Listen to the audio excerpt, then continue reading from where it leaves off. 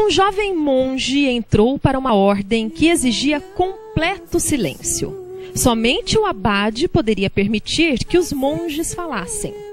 Passaram-se quase 5 anos até que o abade se dirigiu ao novato.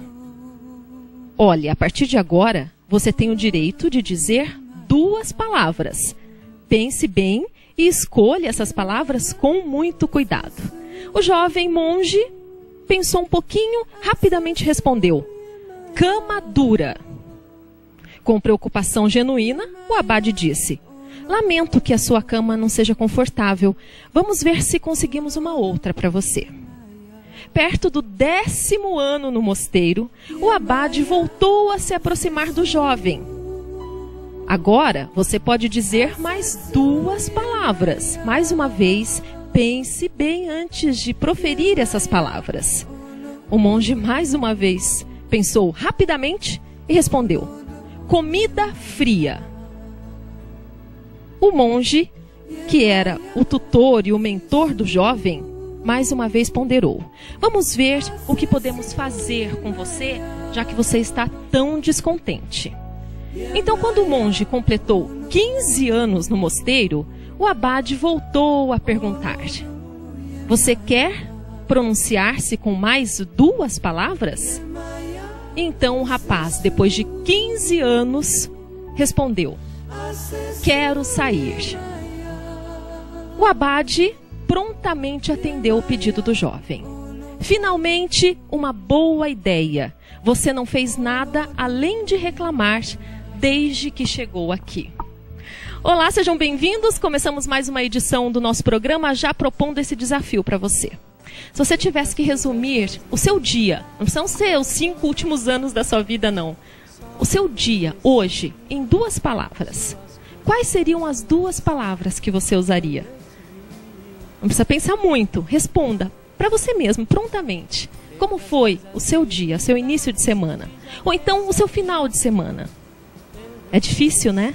É difícil porque nós temos essa necessidade muito comum nos seres humanos de rapidamente externar a nossa insatisfação.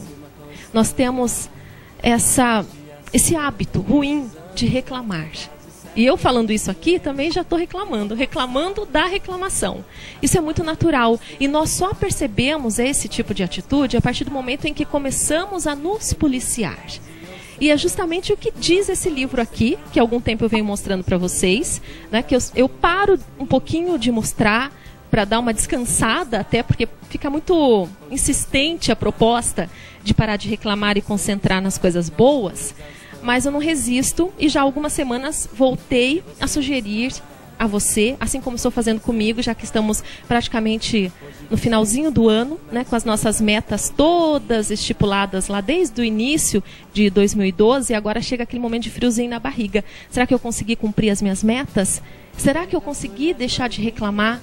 Será que eu pelo menos tentei encontrar as coisas boas na vida, né, no nosso dia a dia, assim como o jovem monge? Poxa, pensa bem, 5 anos a pessoa tem que ficar quietinha. 5 anos. E aí, depois tem a oportunidade de se pronunciar com apenas 2 palavras. Claro, difícil, né, resumir os últimos 5 anos em 2 palavras. Comida fria. Será que era só nisso, né, que ele pensava nos últimos 5 anos? Depois, cama dura. E aí, 15 anos, quero sair. Realmente a pessoa tem uma tendência a não encontrar e não enxergar as coisas boas. Porque é impossível, por mais difícil que a sua vida seja, né, até mesmo os problemas podem ser encarados como algo positivo, como algo que vai fazer com que você evolua. A história do copo meio cheio ou meio vazio, dizem, né, que mesmo quando não há nada dentro do copo aparentemente, não há nenhuma gota de água, ele ainda está cheio de ar. Nunca o copo vai estar totalmente vazio.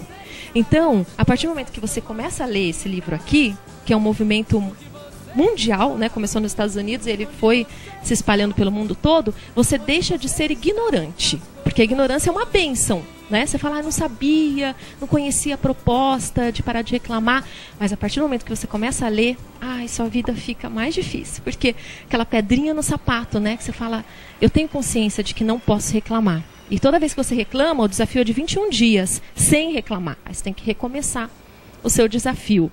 E quando você se torna consciente, você pode até ser incompetente no ato de não reclamar, mas você é consciente. Aí você não pode mais ficar tropeçando toda hora, né? Então aqui fica essa sugestão para vocês. Se você tivesse que elencar, enumerar, escreva aí no papel 2 palavras para a última hora, 2 palavras para o seu dia, 2 palavras para a última semana, 2 palavras para 2012. Coisa boa, pode ser, não é? Coisa boa ter tropeçado, caído e levantado. Por que não?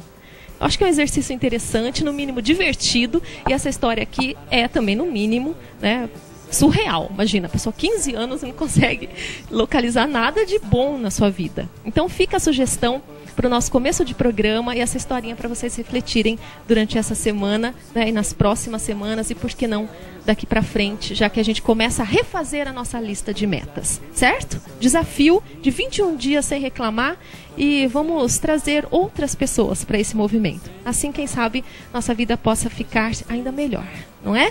E aqui comigo, a doutora Ana Paula Turola, da equipe Prevencor, que eu também já posso passar para ela o desafio, né? Imagina, a gente encontra com a doutora Ana Paula, eu tenho 2 palavras só, doutora. Coração doendo. Imagina, é tanta coisa legal que a gente podia, mas tem gente que é assim, né? Seja bem-vinda. Tudo bem, doutora? Tudo bem. Coisa boa, né? Coisa no boa, dia. Com Se certeza. a gente pudesse resumir. Coração doendo, aí é complicado, né? Complicado. Tudo bem, doutora Ana Paula? Tudo bem, gente. Seja bem-vinda mais uma vez ao nosso programa. E Obrigada. sempre é importante contar. Claro que a gente brinca um pouquinho aqui, mas é um jeito de provocar reflexão, né? Como essa historinha aí, se tivesse que resumir 5 anos da vida da pessoa, ele vai falar, cama dura. Pois é, cama dura, comida fria. Quero sair. E quero sair. Finalmente conseguiu falar, quero sair. Mas é muito sofrimento, né? É. A pessoa que vive assim numa situação como essa, só vendo o lado negativo das coisas, Mas isso o a corpo gente não encontra aguenta. realmente no nosso dia a dia, né? É. Pessoas que não conseguem enxergar, talvez, o lado bom das coisas. Só conseguem ver o lado negativo. E isso o corpo sente, é inevitável, não é? inevitável. Porque aqui a gente sempre fala da importância do lado psicológico e emocional, e pensando no coração, esse coração doendo, ele pode ser analisado de várias maneiras. De várias maneiras. Não é? Coração doendo, óbvio, se for aquela dor, né, potencial, eu tenho que dizer, doutora, coração doendo, né? Que aí já é um sinal de alerta.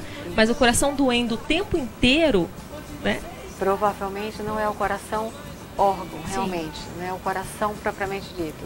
É o coração sentimento, é o coração sofrimento realmente mais profundo, talvez. E aí vem a importância do coração, né?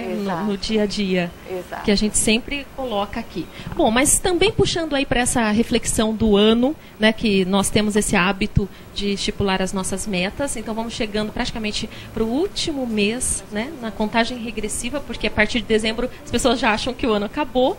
E também vem esse momento de reflexão sobre o que nós fizemos e o que não conseguimos fazer para chegar ao final do ano com uma saúde um pouco melhor, mais estável, mais equilibrada, né? Isso também tem que ser levado em consideração para a gente não criar grandes expectativas a partir de agora para o próximo ano, até porque tem gente que não fez nada porque achou que o mundo ia acabar, né? E aí, se não acabar, eu estou brincando muito com isso aqui, porque, gente, tem pessoas que falam, né? Não vou fazer nada, o mundo vai acabar mesmo. Pois é. Pode acabar se eu não me cuidar, né?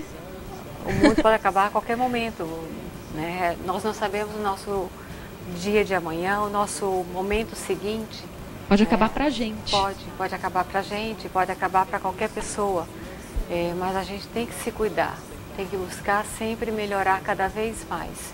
Cada um tem que fazer a sua parte, né? Tem que buscar melhorar cada vez mais, buscar se cuidar um pouco mais, para que possa ter o dia seguinte, viver da melhor maneira possível. E tem um lado positivo disso tudo, que se a gente for olhar a perspectiva positiva, é do poder que está em nossas mãos, né? Porque se por um lado nós estamos à mercê do destino, de situações adversas, né, que podem acontecer e tirar a nossa vida, por outro nós também temos esse poder. Se a gente começar a pensar nisso, não é uma exigência. Olha, faça atividade física, a doutora Ana Paula está sempre aqui com a gente.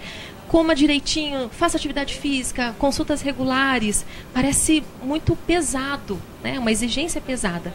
Mas se a gente for olhar para o lado positivo, é o poder que nós temos de controlar a nossa saúde e de manter a nossa vida por mais tempo com qualidade. Sem dúvida. Todos nós temos responsabilidades diante do tratamento de uma determinada pessoa. O médico tem a responsabilidade de dar o diagnóstico correto e instituir o tratamento correto para aquele determinado paciente. A família, como pessoa que quer bem àquela pessoa que está doente, tem como obrigação dar o apoio, o carinho necessário para ajudar aquele paciente no seu tratamento. Mas quem tem a principal obrigação de fazer o tratamento, de seguir o tratamento, é o paciente. É quem está realmente precisando se cuidar.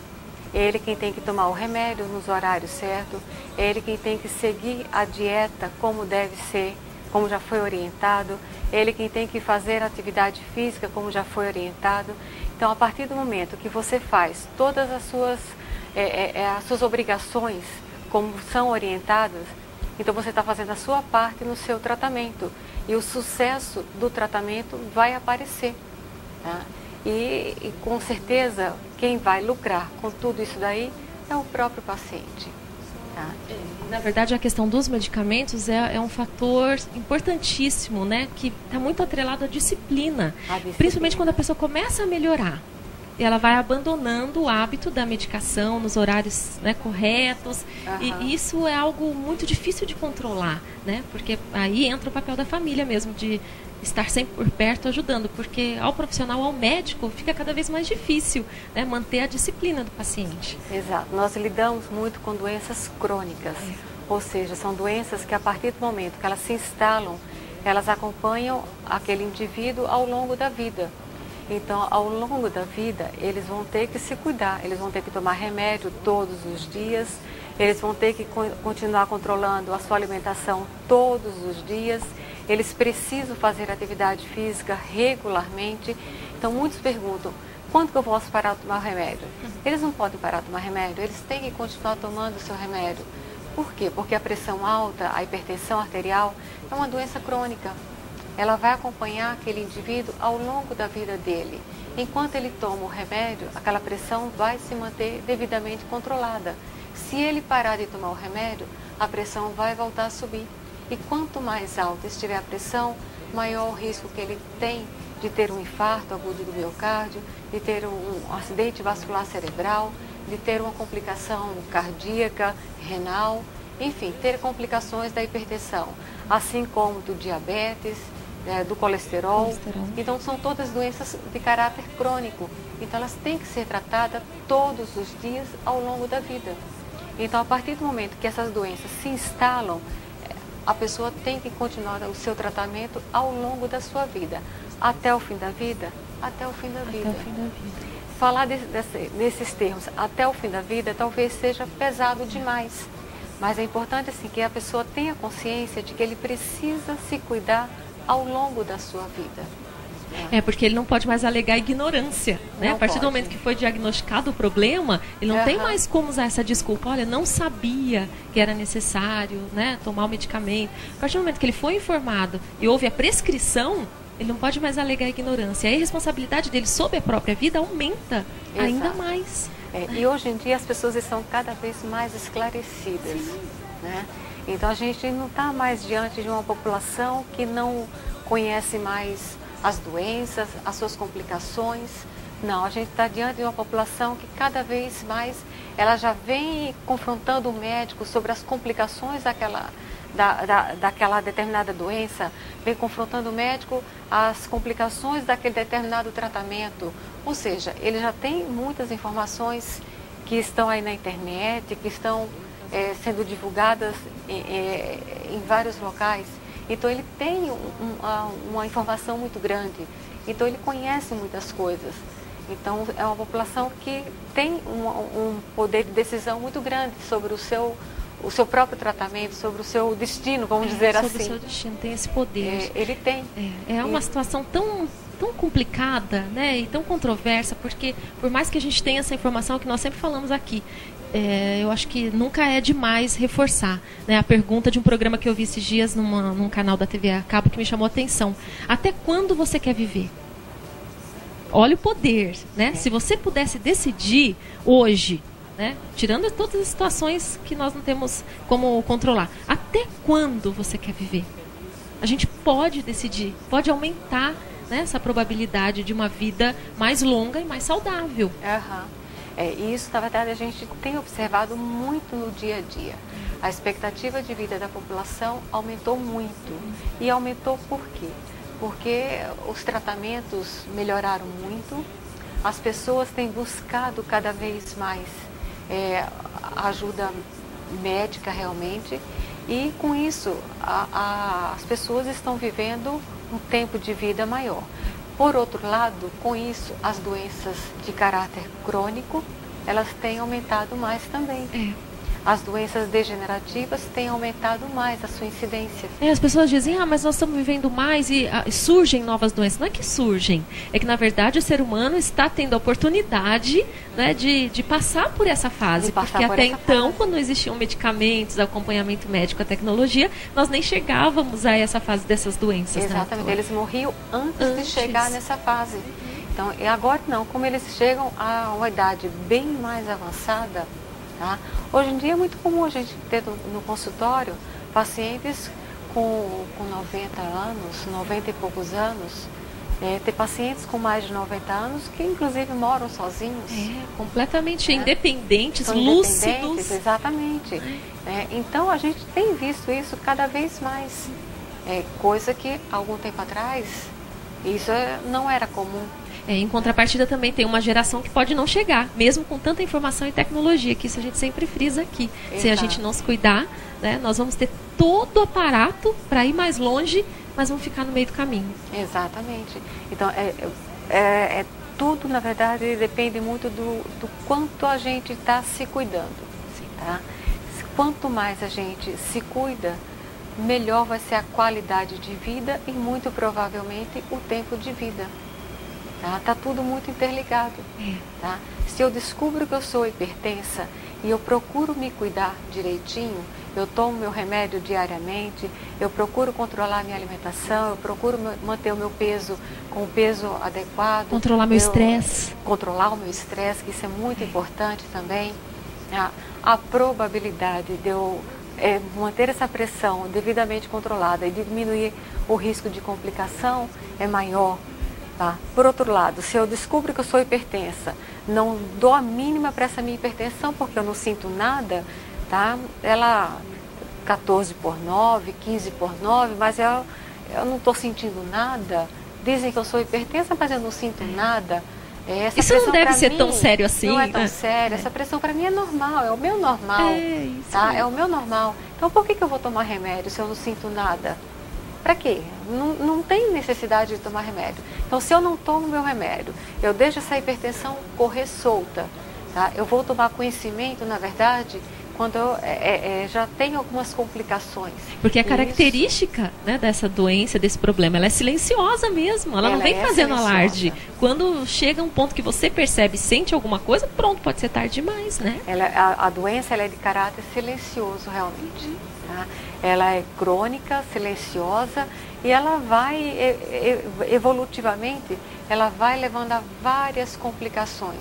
Ela vai comprometendo todos os vasos sanguíneos, toda a circulação do nosso organismo, e vai levando a complicações no coração, nos rins, no sistema nervoso central, e vai levando a múltiplas complicações. Bom, a doutora está ressaltando aqui, a doutora Ana Paula sempre fala da importância da informação, de manter mesmo, né, a atenção a fatos às vezes corriqueiros no dia a dia, né, que passam despercebidos, mas que poderiam servir mesmo como uma ilustração. Casos que a gente ressalta aqui de pessoas que passam por problemas característicos, então a gente sempre aproveita as notícias, né, que são divulgadas na mídia, e eu quero aproveitar a oportunidade, ainda chamando a atenção, né, para como no dia a dia, se você tiver um pouquinho de boa vontade, você sempre aprende, a gente está todo dia aprendendo. Então, nesse domingo, aqui em Marília, muitos jovens se reuniram para prestar o vestibular da FUVEST, né? E minha filha estava lá, né, prestando vestibular, ela ainda treinando, mas já toda empolgada, né? Então, eu fui acompanhar e passei a tarde aguardando, como muitos pais fazem. E os cursinhos distribuíram, além de águas, além de apoio moral, né, também, alguns encartes com questões relacionadas ao vestibular, e a gente vê como os assuntos atuais, né, que não com um nível tão técnico, mas que estão ali presentes no dia a dia, podem serem exigidos nesse vestibular. No caso da FUVEST, que me chamou muita atenção, que são várias questões ligadas ao coração especificamente. E se esses alunos, os candidatos, estiverem atentos até às nossas conversas aqui, vão poder, né, se sair bem nessas provas, né? Claro que aqui já pensando na área de biológicas. Então são várias questões ligadas ao oxímetro, por exemplo, falando sobre anoxia, diminuição e insuficiência de oxigenação do sangue para suprir as reações metabólicas de um organismo humano. Eles vêm trazendo aqui uma série de questões até chegar ao coração, né? A importância dessa oxigenação para o coração. E depois seguem outras questões aqui ainda relacionadas ao coração, até que chegou no bom e mau colesterol. Que a gente ouve tanto falar, né? E aqui vem, olha, o colesterol viaja no sangue de carona com certas proteínas. Essa união forma 3 tipos diferentes de lipoproteínas. E aí vem VLDL, de densidade muito baixa, tá muito didático aqui. LDL, de baixa densidade, e o HDL, de alta densidade, que o HDL é conhecido como bom colesterol, porque retira a gordura das células e ajuda o organismo a eliminá-las. Então, eles vão explicando aqui, né? LDL considerado o mau colesterol, e VLDL é influenciada pelo triglicérides, que é um outro tipo de gordura que está no sangue e se forma a partir dos carboidratos. Quer dizer, tudo aquilo que a gente ouve quando a doutora pede os exames, né, para fazer uma comparação entre o bom colesterol, o mau colesterol. E aqui seguem essas... colesterol tem sido considerado um vilão nos últimos tempos, uma vez que as doenças cardiovasculares estão associadas a altos níveis desse composto no sangue. No entanto, o colesterol desempenha importantes papéis no organismo. E aqui ele elenca, né, por que o colesterol é importante. É importante para a integridade da membrana celular, participa da síntese dos hormônios, esteroides, o colesterol participa da síntese dos sais biliares. E a resposta é que tanto a primeira opção, segunda e terceira, são verdadeiras. Quer dizer, uma aula de colesterol numa única questão, né, para os vestibulandos. Então eu achei fantástico, porque eu fiquei ali, enquanto aguardava o término da prova, aprendendo de uma forma mais didática ainda, né? Que você vê que dá para aproveitar a informação. E aqui vem esse mito do colesterol, que a gente tanto ouve falar e não entende por que ele é fundamental. Ou o controle, né, desse mal e do bom colesterol. A gente tem o bem e o mal dentro do organismo. Todo mundo tem. Incrível, é fantástico, né? Todo mundo tem. Então, muitas pessoas falam assim, mas eu tenho colesterol? Eu não tenho colesterol. Não, todo mundo tem. Exato. Porque, como você leu aí, são substâncias necessárias para o bom desempenho do nosso organismo. Eles fazem parte do equilíbrio metabólico, da formação de hormônios do nosso organismo. Então, são substâncias necessárias do nosso organismo. E fundamentais. São fundamentais. Tá? Só que o importante é ter o equilíbrio. Quando eles estão em níveis acima do normal ou abaixo do normal, eles se tornam prejudiciais.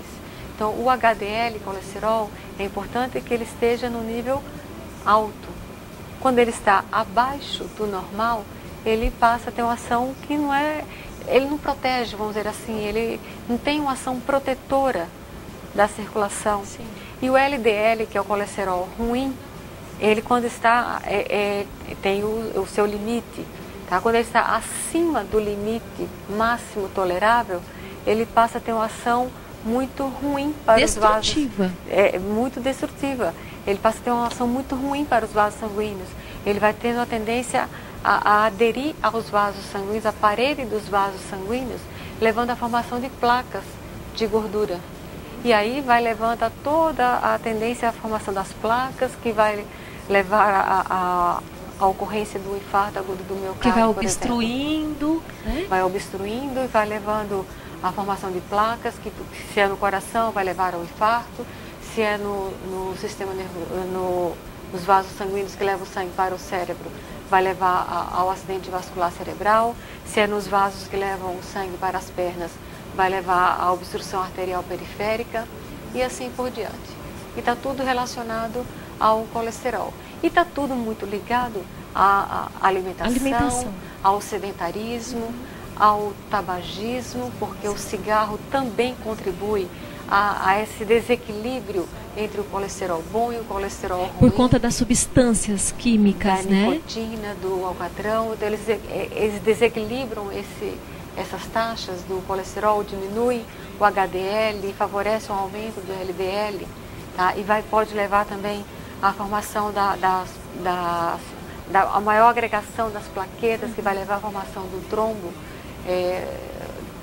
dos coágulos, e isso tem muito a ver, como a doutora está dizendo, com os nossos hábitos, né, do dia a dia, os nossos hábitos alimentares e de postura e de conduta, e que não tem idade. Então aí vem a outra questão, né? A gente fala tanto nesse assunto, as pessoas acabam banalizando o tema, que já confundem, né? Pensam que qualquer colesterol é colesterol ruim, como a doutora disse, não tenho colesterol, não tenho.